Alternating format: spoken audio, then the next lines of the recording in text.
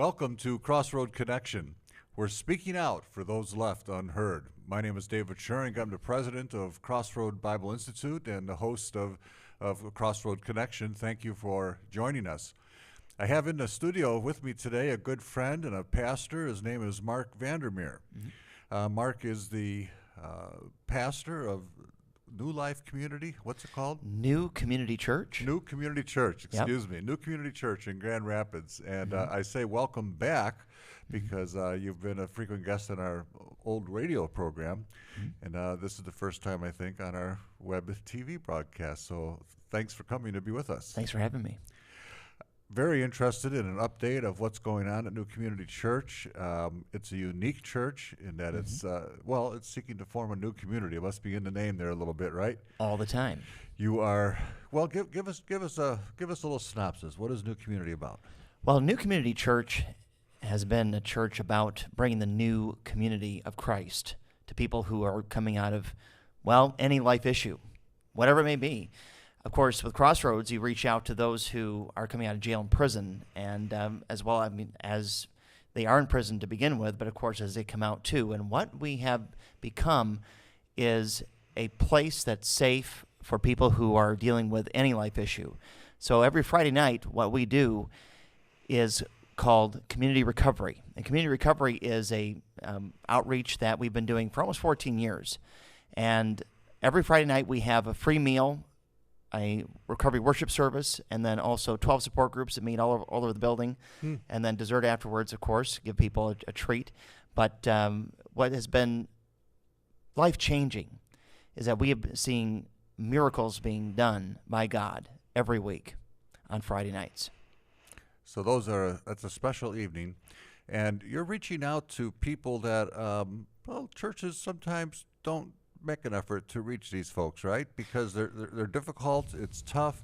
Pastors tend to like to see a young couple in their 30s with two kids, right? True, and keep growing the church that way. Absolutely. What we have chosen to do is we've chosen to intentionally reach out and connect with over 50 collaborating organizations in the Kent County area, here in Grand Rapids area. Wow, okay. And including Pine Rest, as well as Mount Trotter Mission, as well as the Salvation Army Adult Rehabilitation Center, and many places like that.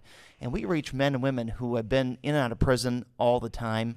I would argue that we probably have 75% of our population on Friday nights, which is about 300 people every week. Our returning citizens. Our returning citizens, correct. Wow. Yeah. Very interesting that you say you partner with these other organizations. We sure do. Why is that? Sometimes the church thinks, well, we can do it all. We don't need help. Why are those partnerships? Why are those critical? Well, a big part of being the church is to bring the church together. And we don't define that as a building that's made up of four walls and a steeple. We define it as the church being God's people. And that could be in organizations as well as churches, as well as anywhere God has his people. And so we believe that as we are growing the church, as we're reaching out, we need to be outside the box all the time. And so that we can, go to those who need Christ and need support and help. So we went to them. So the idea, it flows out of your view of the church. I can see that. True. You see the church as all of these agencies, and all of these should be working together. Right.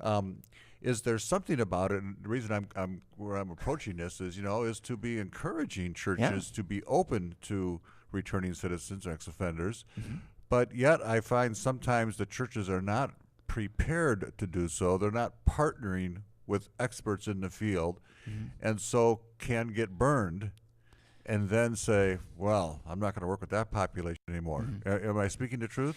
I think so. I think what we have found over the past 14 years is that many churches don't feel equipped.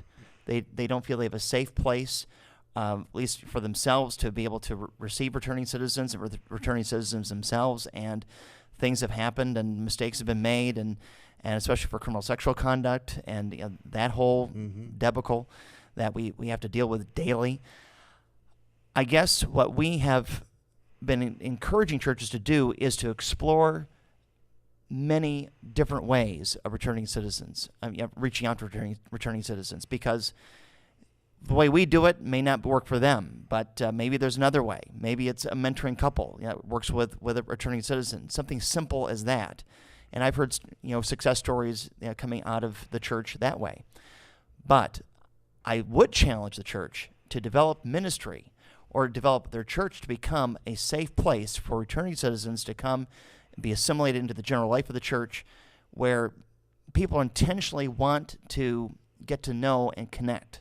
What does that mean, a safe place?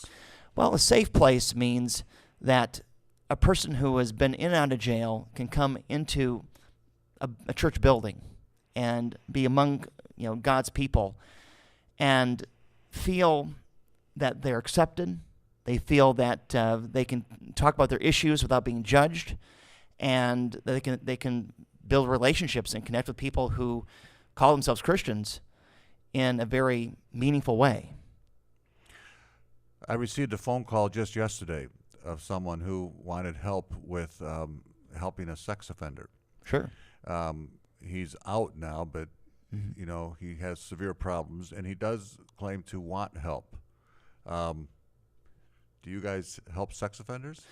Every day.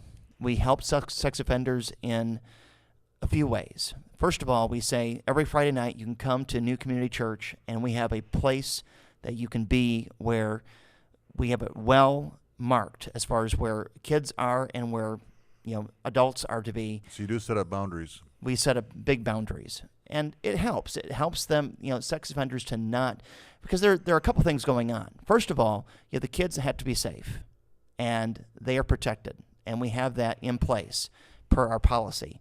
But second of all, the sex offender himself or herself needs to be safe too.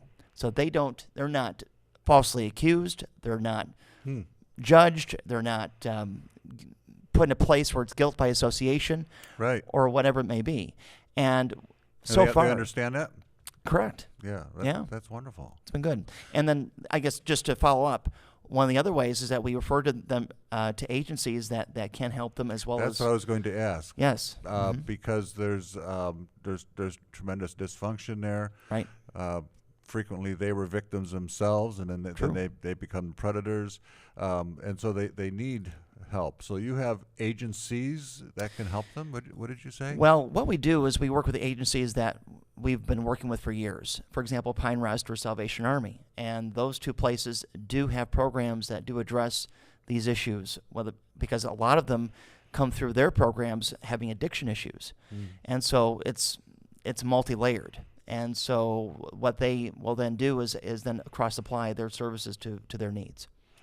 Well, that's very, very helpful. So this young man that I received a phone call about, could we send him to your church? Please.